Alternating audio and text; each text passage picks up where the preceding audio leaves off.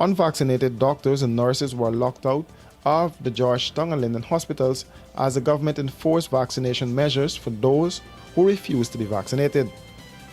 Those persons were required to produce a negative PCR test from a private institution. At the Georgetown Hospital, the healthcare workers were against mandatory vaccination. Dr. Gerald Ford, who was one of those fighting for democracy at the last elections, said the action was unlawful. According to the Essential Services Act, you cannot lock out any healthcare worker. Like the same way we cannot strike, just like that, they cannot lock out any healthcare worker. It's a person's right under the Medical Practitioners Act if they want to take this vaccine or if they want to refuse this vaccine. So why are they forcing it on people? Under the Occupational Safety and Health Law, it says that if the employer wants you to take a test, they got to foot the expense for the test. So why are they asking us to pay for these things? And the science that they're following, that they say they're following, say that the unvaccinated persons equally carrying this thing as just as the vaccinated persons. So why is it they're locking out all of us? Why are they discriminating against people? We cannot take this type of discrimination because one today going to be the vaccine, tomorrow something else they're discriminating about. If it's not your hair texture, your skin, something they're going to discriminate about. So if we take this right now, it going to be a major infringement on people's human rights.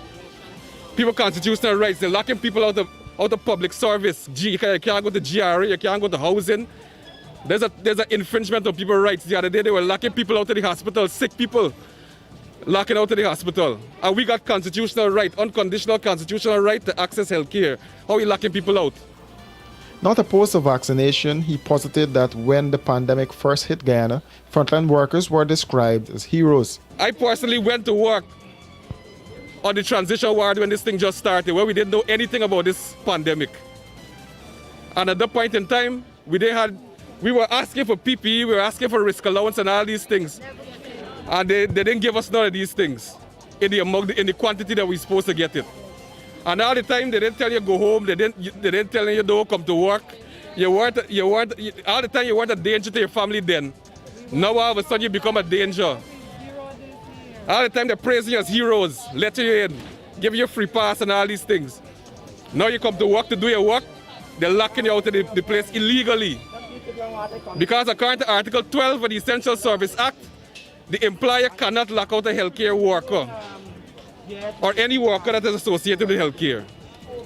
There's a law they got to follow and stop following these illegal mandates what they're following right now. Over at the Linden Hospital, the situation was the same, with both the administration and the workers sticking to their positions on vaccination.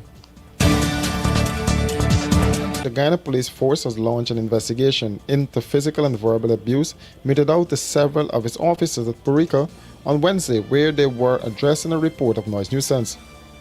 In a press statement today, the force said the policemen responded to a noise nuisance report against a female at Purica Facade on the east bank of Essequibo, and upon arrival, ranks were greeted by loud music from the premises of the suspect. However, as ranks entered the yard, the suspect and 3 other persons were noticed consuming alcohol. The female suspect was warned to turn off the music, but instead she became loud and aggressive, and in the process physically assaulted and abused the ranks with a series of expletives. The ranks eventually seized the equipment, which has been lodged at the Purica station. In the 2-minute 25 seconds video released by the police force, a cutlass was visible, but the person holding was not seen. A woman was seen pushing an officer, while another officer was heard saying that his phone was broken by a lady. While the assault of the ranks were captured and the video released by the police, no one was arrested at the scene, and the ranks showed great restraint in their handling of the incident.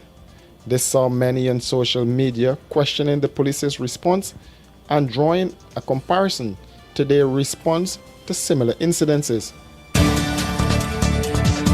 The Guyana Public Service Union described the lockout of medical practitioners from hospitals as insensitive and said the moves should be strongly condemned by all. Don Gardner, first vice president of the Guyana Public Service Union, called on President Ali to stand up for his workers. President of this country is very much disappointing me as a citizen. Very much disappointing me as a citizen. As a young president, stand up for your workers.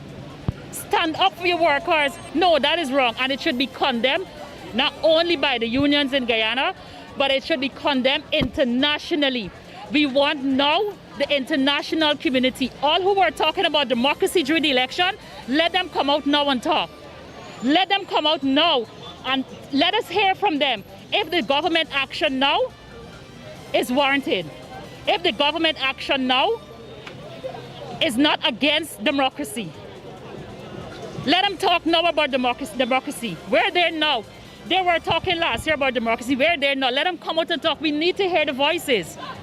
The workers are now being denied. Are we now going to have social issues? Because when you deny these workers, the next thing they will say that they ain't paying them. What will happen to them? Workers have not been given an increase in salary for the past 2 years. And now you're going to go further and take away the salaries. We all know since this pandemic, the cost of living has increased tremendously. Workers still continue to work with the meager salary they're getting. And now you're going to go a step further, denying them of working, denying them the opportunity of earning a salary. Then you're going to deny them the opportunity of providing for their families. She said the union will call on all its members to support those who are opposed to mandatory vaccination. The Guyana Public Service Union will call on those who are vaccinated to come out in support of those who are unvaccinated. If that is what the employer wants to do, lock us out, let everybody come out. We're calling on everyone to come out in support, even to the public, to come in support of the workers. Because these workers would not be able to provide quality service. Look what happened at Ministry of Education just the other day. The government is turning the police force into a political force. One thing they must never get through. Why would you have the police going and escort our decent workers? Where you don't even have, there's no criminal matter against none of these workers. There's no criminal allegation. There's no allegation at all against these workers. But you find the police gone into the Ministry of Education to escort our decent workers out of the ministry because they're unvaccinated. What care did you give to them when these same healthcare workers, some of them were tested positive for the COVID-19? What care did you give to them? Nothing, none at all. The Guyana Public Service Unit even write the government asking for the rotation system to go back in place, asking for the transportation to go back in place, and the government blatantly refused to do that. And now you're telling me because they haven't taken the vaccine, you're going to lock them out. If they were so caring, they would have provided a rotation system, because the vaccine alone will not prevent nobody from contracting the virus. The mandatory vaccination imposed by the government is receiving pushback by some Guyanese, many of whom feel that they are the ones who should decide whether to take the vaccine or not.